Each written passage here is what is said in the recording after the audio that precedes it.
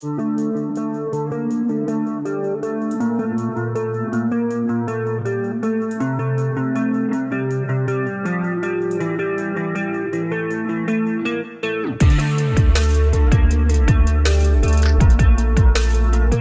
on, everybody? It is TripleCrown24 back today with a new card dealings podcast. It's a podcast about selling sports cards, and today's intention is to create a comprehensive guide to buying gifts for sports card collectors during the holiday season. I imagine this will probably reach a lot of people who don't know much, if anything, about sports cards, and that's okay. I'm going to use a lot of very general terms here. I'll try to use minimal kind of insider jargon that we use as card collecting nerds out there. But I also want to reach people who sell cards and people who may ask for cards for Christmas or really any other occasion. I'm just going to use Christmas as the default here, but there are plenty of occasions that you could buy someone cards for. It could be an anniversary, a birthday, any other type of holiday. But for the sake of argument today, we're just going to refer to it as Christmas. Hopefully, you will find this educational no matter what perspective you're coming from, because as we turn into the month of November and I gear up to do a few shows here entering the holiday season, inevitably this question will come up. Hey, I am buying something for so-and-so. What should I get them? And sports cards can be a little intimidating to buy a gift for. First of all, the first piece of advice that I normally give is that if you are thinking about and you do get something for someone sports card related, as long as they're not an ungrateful person, which why are you buying them a gift if they are? But as long as they're not an ungrateful person, they will definitely appreciate the thought and the effort that you put in trying to buy something that interests them, especially something that is a little bit more niche, such as sports cards. That is kind of the first thing I say to people to ease their tensions a little bit. But at the same time, you do not want to get taken advantage of. You don't want to spend more than you have to on certain things, and that's kind of what I want to walk you through today. Part of that comes from a personal story. I have a couple of them that I'll share throughout this, but it was something that happened to me when I was in high school. I had a relative who wanted to get me something card related for Christmas because they knew I was into it. They wanted to get something that I would really like. And he bought this Al Kaline card that was a base card from Stadium Club. This card, probably 25 cents on a good day. Nothing too crazy. And it was very thoughtful, and I thought it was very sweet. I still have the card because, you know, it was a gift. It means a lot to me. But I was a little curious because I was wondering, I wonder how he came about this card. And my mom had told me that he got it off of Amazon, which I was very worried about immediately because I then went to Amazon to just see, like, I hope they didn't take advantage of them. Based on the listing that I saw, and I could kind of deduce it was from this seller, they had sold him that card for $25. Again, it's worth about maybe 25 cents on a good day. So that was something to me that I'm like, I kind of feel bad that, he probably thought that this was like a really good card and maybe he got a really good price on it, and that wasn't the case. And that's not me being ungrateful. I never said anything to him. But that was something that as I have kind of evolved as a sports card dealer, I am always cognizant of, is that there are going to be some people who simply do not know anything about cards and they can be very easily taken advantage of. And I do not want that to happen to anyone out there. That's why I'm coming at you with this video. And hopefully, if you're someone who sells cards or you're going to ask for cards, you can take these things into account when you are going about that process to hopefully avoid anyone else kind of feeling the same fate that my relative had all those years ago. So there's a few options for what you can get. And depending on what I would personally recommend to you is going to really depend on two things. Number one, who are you buying it for? And number two, how much are you looking to spend? I am not going to give you the hard sell on a $500 hobby box or a hot rookie QB auto that goes for $1,000 when you are just simply trying to spend $50 for your 7-year-old nephew. All right, I'm not in the business of trying to do that. Who are you buying it for? How much are you looking to spend? And then from there, you can kind of ask some more questions. What kind of sport do they like? Is there a certain player that they like? And generally speaking, the older you get, the better understanding a person will have of kind of what they are looking for. Young collectors, a lot of times they just want a box to open, or they want a card of their favorite player or their favorite team. As collectors tend to mature, then they start to focus on certain sets or specific cards that they want for a project. That might get a little tricky, but there are ways to kind of go about that. And there's really 4 categories of things that you can do. The first one is the easiest. The last one is going to be the most difficult. That's going to be kind of your hard mode of Christmas shopping, if you will. And that's the one I probably recommend the least. Generally speaking, options 2 and 3 are going to be probably where you want to fall in between. But at the end of this, you decide what's best for you. Option 1, again, it's the very vanilla route of gift cards or cash. I know, again, it's not very flashy, but it is effective because it will allow that person to pick out exactly what they want. If you want to get a gift card, most hobby shops offer some kind of gift certificate of some kind. All you have to do is go into the shop and ask whoever is working there, hey, do you sell gift cards? And they will be happy to take care of you. They're often customizable. They're not like the set ones that you see at the rack at a big box store where they've got all the different restaurants and stuff. You can get them a gift card, or if they don't offer one, you can get one of those plain Visa prepaid gift cards that are, $25, $50, $100, whatever you're looking to spend from a grocery store or a big box store, wherever you may get those kind of gift cards from. But again, most hobby shops do. If there's a specific hobby shop that you know that they go to, or that you know that is in their area that they would like, you think, then you can go in there and ask them about that. If you're unsure where to find hobby shops, if you go to Topps.com, that's a card manufacturer, Topps.com/store or stores, I think it's stores plural, there is a hobby shop locator where you can type in your town or your zip code, and you will be able to see what shops are in the area of the person you may be shopping for. That's the first option. Now, here's the thing. If you are going into a shop or you're going to a card show, then you can start to rely on the experts, the people working there a little bit more to help guide you in the right direction. That would be better for these next options we're going to talk about, which option number 2 is supplies. If you don't know really specifically what they like, supplies are something that every single card collector needs.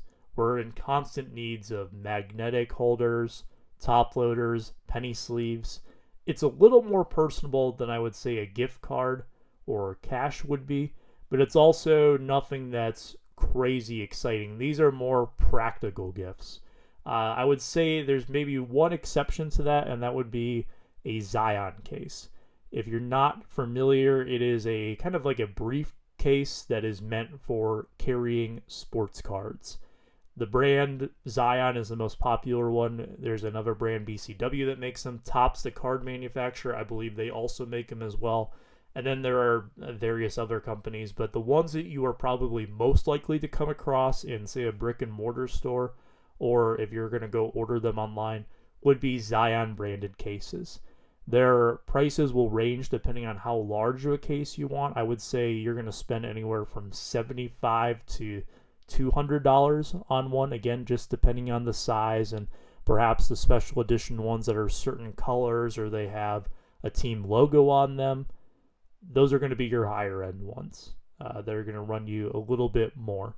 But that is something that I think is really cool, especially for younger collectors. Younger people are typically the ones who like these more, but I see adults carry them around too.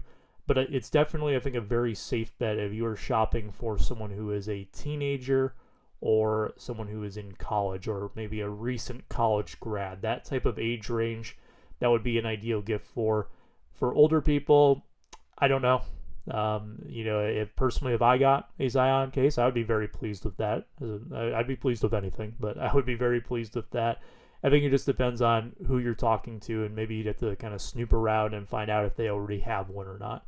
So supplies, that is kind of where I would go if you were going to go that route.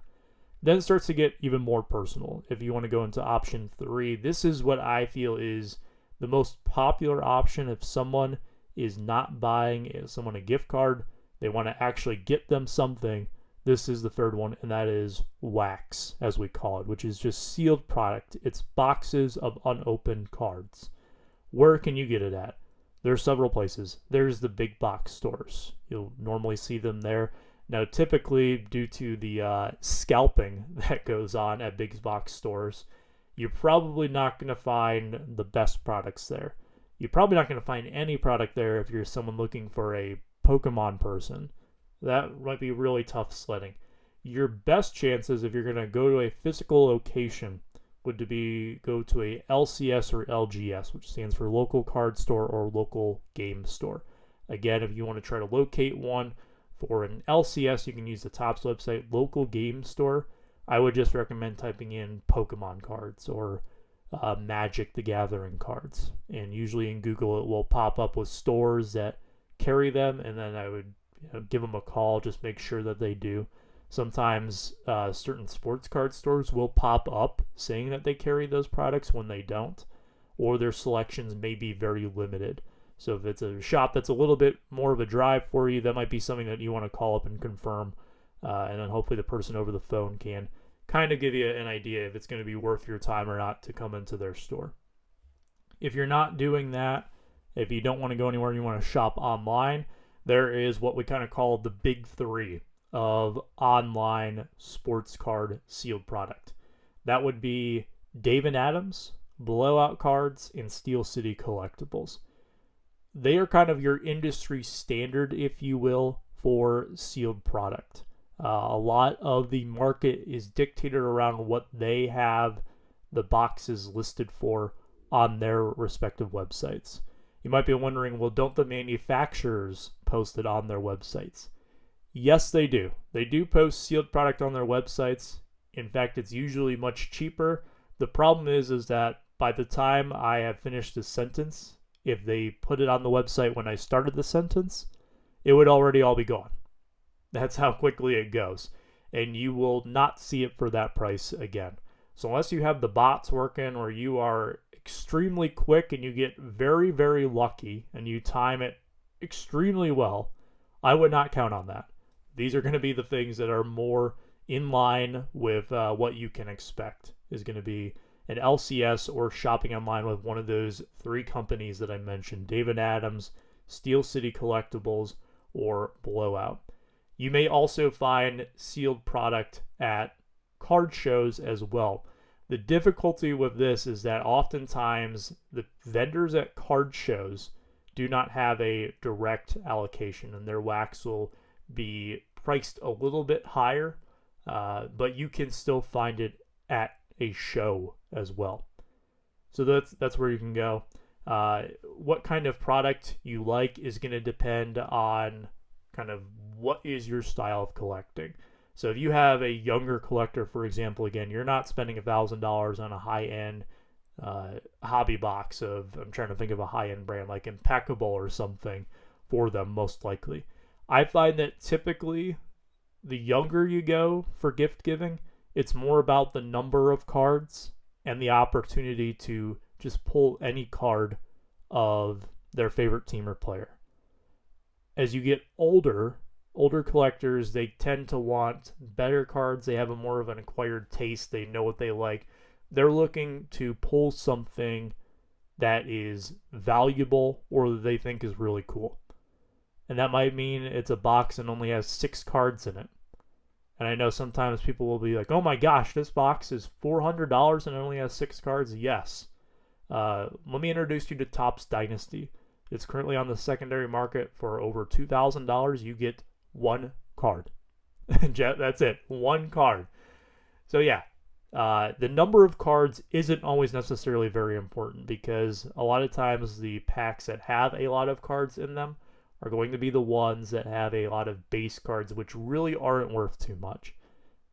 Now, when you're spending money on wax, sealed product that is, what you get in each box is going to depend on what type of box you buy.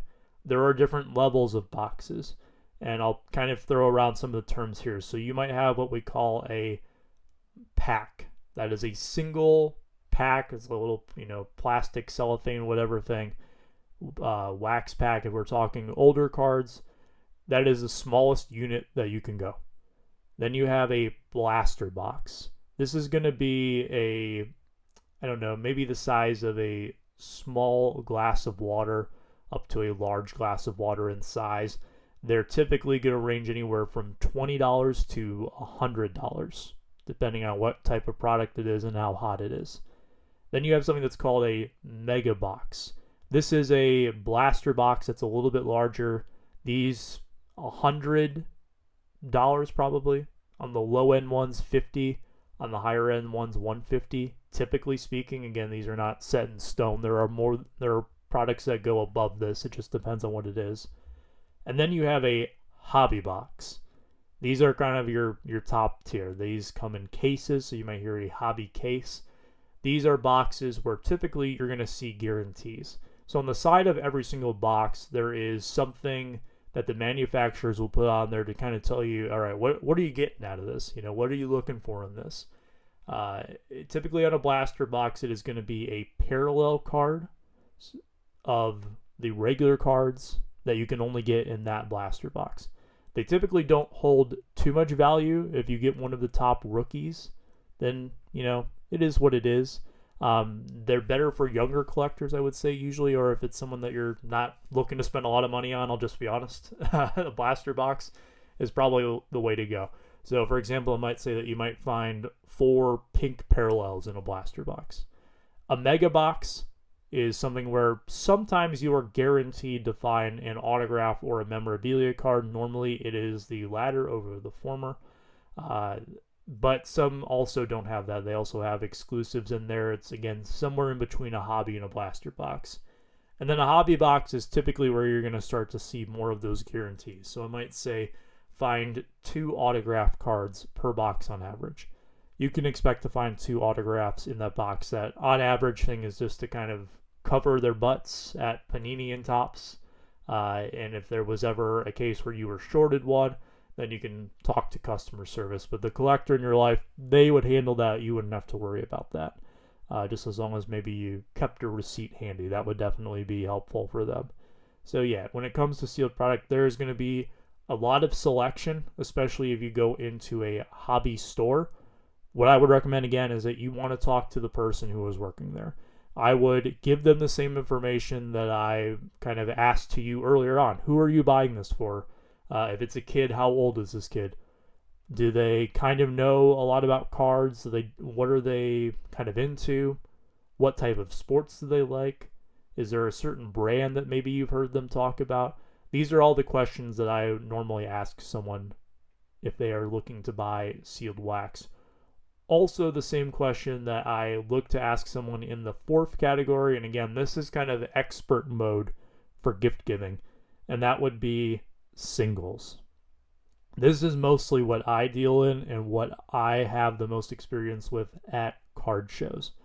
Someone will come up to my table several times throughout the course of a show that is in between Halloween and Christmas, and they'll say, hey, I am looking for something for so-and-so. It's a Christmas gift. I'm kind of looking for a card of this type of player. Now, you can still find singles at a card shop. You can also find it at a card show. There's usually postings on Facebook. There's also a card show locator through Beckett.com.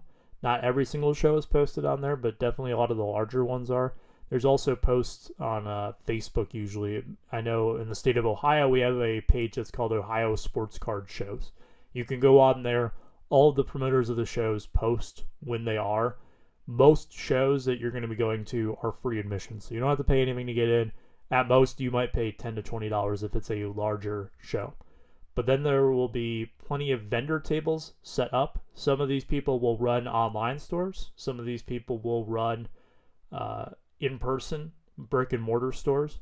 Some people just do shows. They travel around the country. I am in that category. I sell online and I travel around to various shows. So that's the type of people that you'll be running into in these situations.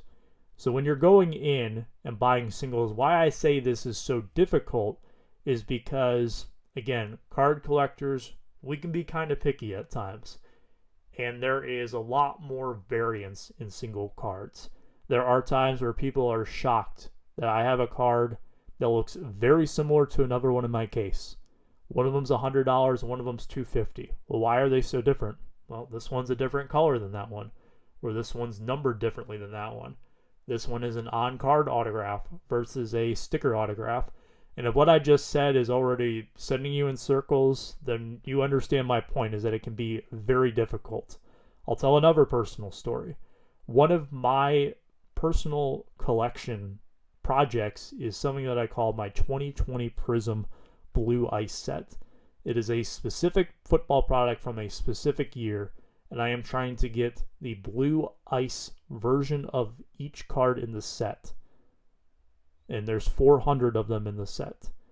Well, my fiance, bless her heart, she wanted to get me one of these for my birthday. I believe it was either last year or the year before. And she's gone to shops and shows with me where we've been looking for them, and she finds ones that are very close, but they're not quite the same one. If I sent her out there blindly to try to find these cards, I feel like the chances of her finding one successfully, finding like one that's actually part of the set and one that I need for the set, would not be great odds. And this isn't anything to bash anyone who doesn't have a lot of knowledge, and I'd be very thankful for her making that effort. The reason that I say that is because if you want to buy singles and you're going to go through the effort of trying to find something cool, you of course want to find something that's going to make the person happy, right? Something that they don't already have, something that they're going to really enjoy having in their collection. And that is why I do not tell people specific cards that I am looking for when it comes to gift guides. When they say, oh, you must want something card related. Well, I do, but I would rather you let me go get it on my own. Like if you wanted to get me something card related for Christmas, maybe an eBay gift card, and I'll go out there and get it myself. That's not me being... I know that they can come off in kind of a weird way, but it is more so me looking out for the person that is out there shopping, right? I do not want them to get taken advantage of, like the story that I told you at the start of the episode. I also don't want them to spend their hard-earned money on something that they think they're getting one thing when in reality they're getting something completely different, or something that's very similar but not what I had in mind necessarily. And that can be, I think, something that a lot of people out there would relate to as well.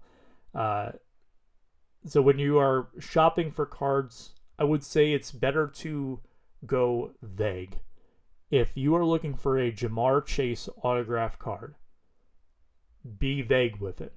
There are different types of Jamar Chase autographs, and kind of depending on what type it is going to cost you a little bit more.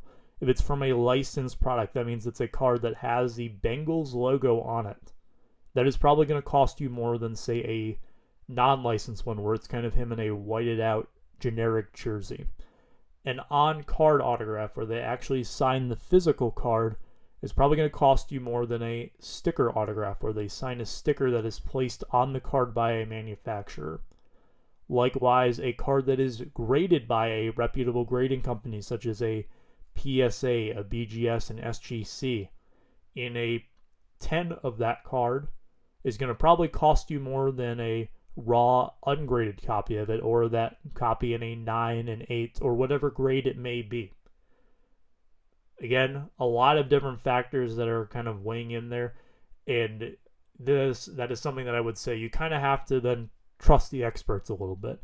So if you're looking for a Jamar Chase autograph, it would probably be a good idea to know what your budget is, what you're looking to spend, and know if that's realistic. If you say, I want to get a Jamar Chase autograph for $20, I'm here to tell you that you are SOL on that. If you are saying that you want to get a Jamar Chase autograph and you don't want to spend any more than $200, I can definitely help you with that if you were to tell me that at a show. That is something that I think would be very beneficial for you. Again, keep it vague. And if you are someone out there who is going to ask for something, keep it vague for them as well, right? You got to understand that not everybody's going to have the same knowledge about cards that you do. keep it as a general vague if you are going to ask for it. Okay? Just so we're clear on that. And then when you are talking to someone, whether it's at a shop or a show, there is always a fear that, okay, this person is just trying to give me the hard sell, or they're trying to upsell me on something. And I'm going to tell you how you can kind of sniff that out. Because when a dealer or a shop owner tries to do it, it becomes pretty painfully obvious to me.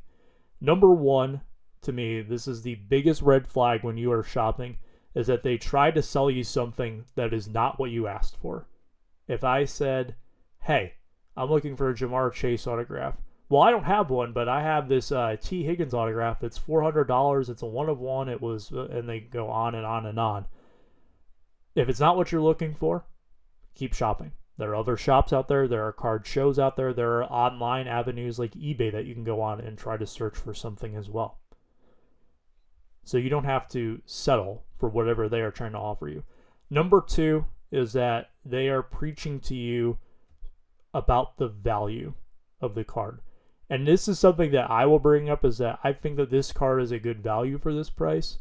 But if they are getting obsessive with it, I'll tell one more story. 2021, I was at a show set up in December. And as I was coming back from the concession stand, I just kind of walked by a few tables. This gentleman had a LaMelo Ball card, who was a big basketball rookie at the time. He didn't have many cards out yet, and there was a kid there with some sort of relatives. It could have been parents, it could have been aunts and uncles, whatever. And they were basically letting him Christmas shop for what kind of card he would want, which is really sweet. You know, they take him to a show and he gets to kind of pick out what he wants. Well, he's looking at this LaMelo Ball card, and the dealer is preaching to him like, oh yeah, this card is a really good investment. He's a really good player. I, in the back of my head, am listening to this and saying like, oh dear Lord. Because number one, it's from a low-end brand. Number two, the product is brand new. This is one of the first ones out there. And number three, it's a SGC slab that he is trying to sell for the price of a PSA slab. And in my head, I am just cringing. No, it's kind of dealer etiquette. He's not scamming anybody, but it's kind of dealer etiquette that even if it's something that's a little questionable, you know, you don't want to jump in, right? It's just not good show etiquette. Unless he was blatantly scamming, it's not really my place to jump in and say something. And he puts me in kind of an awkward spot and asks me, hey, don't you think this is a good investment? You know cards. And I was kind of just thinking, okay, what do I even say here? So I asked this young man, I said, do you like LaMelo Ball? And he said, yeah, kinda. And I said, do you like this card? He said, yeah, kinda. And I said, I think you should buy a card of a player that you really love and find a card of that player that you really love within your budget. And that's all I said, and then I walked off. So I have no idea how that went. But to me, it felt a little predatory, the way that dealer was kind of trying to sell his card. If they're coming off as a used car salesman, it's usually a bit of a red flag. Now, there are people who will try to be really helpful for you, but again, I think it's pretty easy to tell the difference between someone who is being helpful and someone who is really pushing to close a sale with you. The third red flag that I would say is someone who has something that is priced way too good to be true.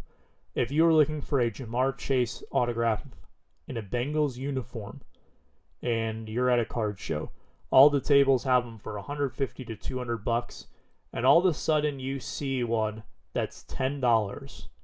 Usually there is a reason why that is. Now, maybe you just got extremely lucky, but I'm going to guess you didn't.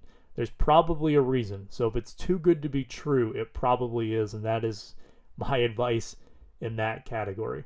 But don't be afraid to ask questions. I know that when people come up, they usually apologize, like, oh, I'm sorry for asking so many questions, and I tell them, look, I want to make sure that when you give this gift, you are giving something that you are confident that they will enjoy. And I'm not familiar with the person that you're giving this gift to, but I will do my best to share all of my knowledge with you that, hey, this is something that I think that they will really like.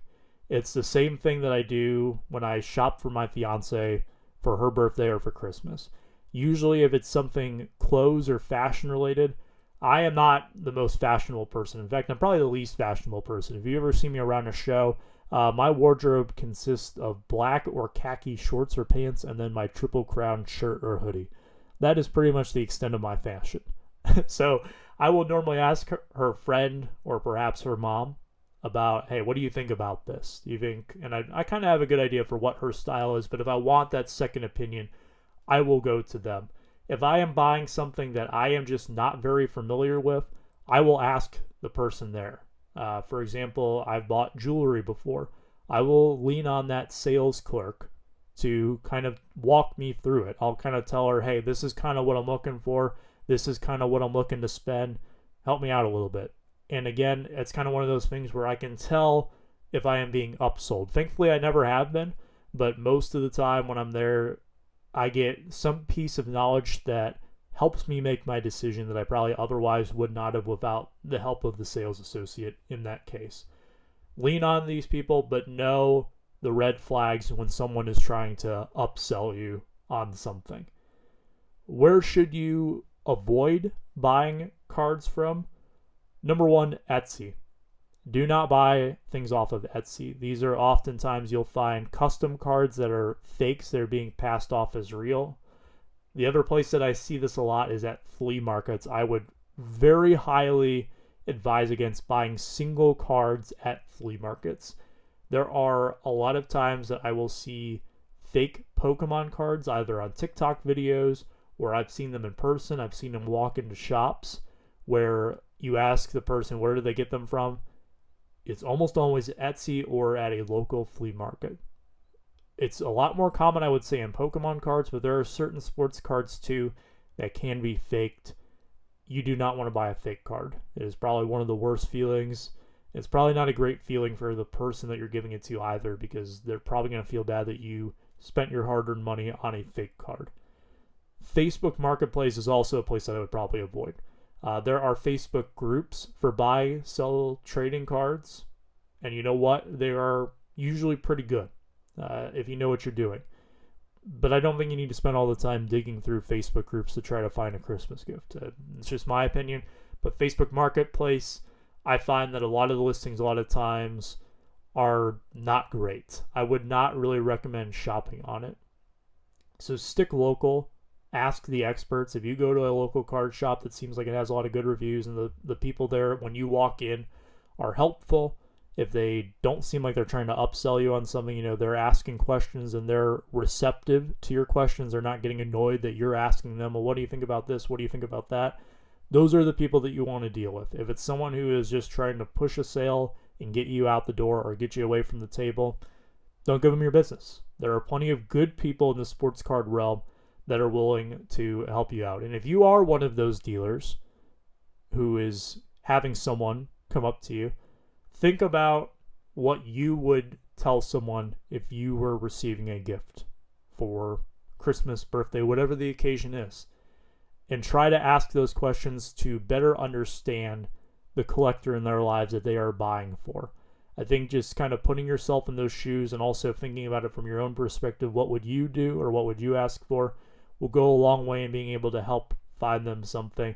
And of course, do not push something onto them. I know that we all want to make sales at our shops or at our shows. Don't force something onto them if it's nothing that they can find that they're looking for, especially if it's something specific. It's just not a good idea. Nobody's really gaining anything from that. I hope you found this helpful. I went a little bit longer than I thought. Again, I said comprehensive guide, and almost 35 minutes of recording would suggest that. But this is kind of my overview of holiday shopping for card collectors. And if you have anything that you feel is prevalent to this discussion that you want to add, feel free to do so in the comments down below on the YouTube side of things. You can always reach out to me on social media or in the comments section as well if you have any questions about specific cards or specific ideas that you may have this holiday season. I am more than happy to help. Just feel free to reach out through any of the platforms that I am on. But that is going to be it for me today. Tomorrow is Halloween, so please have a very happy, healthy, safe Halloween if you are choosing to celebrate. And I'll see you next week with some more podcasts. Until then, take care, stay safe, and be kind.